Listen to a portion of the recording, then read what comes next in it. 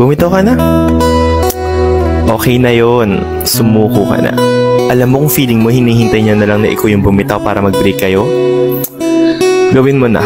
Kung feeling mo ayaw naman na niya sa'yo, pero hindi niya lang sinasabi dahil gusto niya na ikaw yung makipag-break sa inyong dalawa, gawin mo na. Huwag mo nang pahabain yung paghihirap niyo.